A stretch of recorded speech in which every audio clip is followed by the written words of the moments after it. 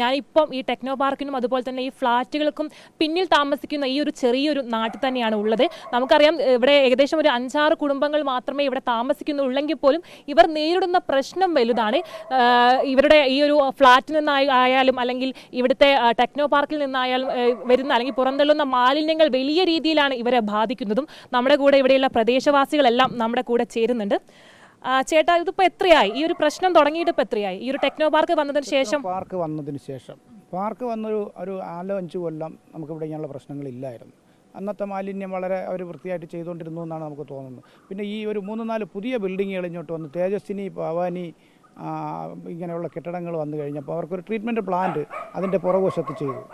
അതിൽ നിന്ന് നേരിട്ട് ഈ മാലിന്യം ഈ പുറത്തേക്ക് തള്ളുകയാണ്.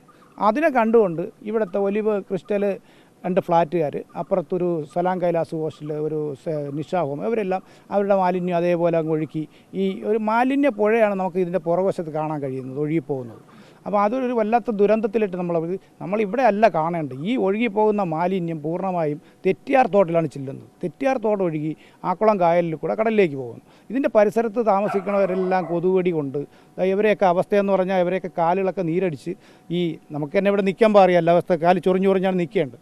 ഇത് ഇന്നും ഇന്നലെ തുടങ്ങിയല്ലോ. ഇത് എത്രയോ പ്രാവശ്യം അധികാരികളുടെ ശ്രദ്ധയപ്പെടുത്തി. കോർപ്പറേഷനിൽ ഹെൽത്ത് ഇൻസ്പെക്ടർ ഇവർ കുറേ ജീവനക്കാരുണ്ട്. അവരാരും തിരിഞ്ഞു നോക്കില്ല. അവർ വരുന്നത് ഫ്ലാറ്റുകളിൽ ചെന്ന് നമ്മൾ പരാതി പറയാൻ ഫ്ലാറ്റുകളിൽ ചെല്ലും, അവരെ പോക്കറ്റ് വീർപ്പിക്കുക, പോകുക എന്നുള്ളതിനപ്പുറം ഇതിനകത്തൊന്നും നടപടിയില്ല. അതിന് എത്രയും പെട്ടെന്നൊരു നടപടി ഉണ്ടെങ്കിൽ നാട്ടിൻ്റെ അവസ്ഥ ഈ മാലിന്യത്തിൽ കിടന്ന് ഇവിടുത്തെ ജനം കണ്ടില്ലേ, ഈ കിടക്കുന്ന ഈ വേസ്റ്റ് വെള്ളം കണ്ടില്ലേ, ഇത് ഈ ഫ്ലാറ്റുകളിൽ നിന്ന് ഒഴുകി വരുന്ന വെള്ളം. ഇത് മഴ പെയ്യുമ്പോൾ മഴയില്ലാത്തപ്പോൾ ഉള്ള അവസ്ഥ ഇത് വന്നിവിടെ കെട്ടിക്കിടന്നിട്ട് നടക്കാൻ പറ്റാത്ത അത്ര നാറ്റവും. ഇവിടെ ഉള്ള ആൾക്കാർ ഇല്ല മാറാരോഗങ്ങൾക്ക് അടിമയാണ്. ഇവർക്കൊക്കെ അസുഖക്കാരാണ്. പലരും ഇവിടെ 1-2 പേര് മരിച്ചിട്ടുണ്ട്, സുഖമില്ലാതെ കിടന്ന് ഒരുപാട് ദിവസം കിടന്ന് മരിച്ചവരുണ്ട്. അപ്പോൾ അങ്ങനത്തെ ഒരു അവസ്ഥയുണ്ട്. ഇതിപ്പോൾ കുടിവെള്ളത്തിനടക്കം വലിയൊരു ബുദ്ധിമുട്ട് തന്നെയാവും. കുടിവെള്ളത്തിനൊന്നും ഈ വെള്ളത്തിനല്ലേ ഊറ്റുണ്ടാവേണ്ടത്. നമ്മളെ കിണറുകളിൽ ഈ വെള്ളമല്ല. ഇവരൊക്കെ കിണറുകൾ നോക്കിയാൽ കാണാം, എല്ലാം കറുത്ത് കിടക്കുകയാണ്. അതിൽ നിന്ന് വെള്ളം എടുക്കാൻ പറ്റില്ല. പിന്നെ പൈപ്പ് ലൈനുണ്ട്. പൈപ്പ് ലൈന് ഒരു 2-3 ആഴ്ച കൂടുമ്പോൾ ഇത്തിരി വെള്ളം കിട്ടും. കുടിവെള്ളമില്ല. അങ്ങനത്തെ ഒരു വല്ലാത്ത അവസ്ഥ. കുളിക്കാൻ പോലും വെള്ളം എടുക്കാൻ പറ്റില്ല. ഞാൻ മെനിഞ്ഞാന്ന് കാണിച്ചു തന്നിരുന്നൊരു സ്ഥലമുണ്ട്, നിങ്ങൾക്ക് അറിയല്ലോ. അവിടുത്തെ കണ്ടില്ലേ, ഒരു കുളം, ഒരു വേസ്റ്റ് കുളത്തിനകത്തുനിന്ന് കിണറുണ്ടാക്കി ഹോസ്റ്റലിലേക്ക് വെള്ളം എടുക്കുന്ന അത്ര വൃത്തിഹീനമായ ഒരു അവസ്ഥ ഇവിടെ ഉണ്ട്. അതൊക്കെ അധികാരികളുടെ ശ്രദ്ധയിൽ ഞങ്ങൾ കാലാകാലങ്ങൾ പെടുത്തിയിട്ടുണ്ട്. ഇതേപോലെ പലരും ചാനലുകളും വന്ന് ഇവിടെ നിന്ന് ഇത് ഷൂട്ട് ചെയ്ത് പോയിരുന്നു. പക്ഷെ ഒരു നടപടിയുമില്ല. ചേട്ടാ, അധികാരികളുടെ ഭാഗത്തൊന്നും ഒരു ഇടപെടലും ഉണ്ടായിട്ടില്ല. നിങ്ങളായിട്ട് എന്തെങ്കിലും നിയമപരമായി എന്തെങ്കിലും മുന്നോട്ട് നീങ്ങിയിട്ടുണ്ടായിരുന്നു? നിയമപരമായിട്ട് ഇതുവരെ മുന്നോട്ട് നീങ്ങില്ല. പാർക്കിലെ അധികാരികൾക്ക് തന്നെ ഇവിടെ പരാതികൾ ഈ പരിസരവാസികളെ കൊണ്ട് ഒപ്പിട്ട് വെച്ച് കൊടുത്തിട്ടുണ്ട്. എന്നിട്ടും ഇതുവരെ ഒരു നടപടി സ്വീകരിച്ചിട്ടില്ല.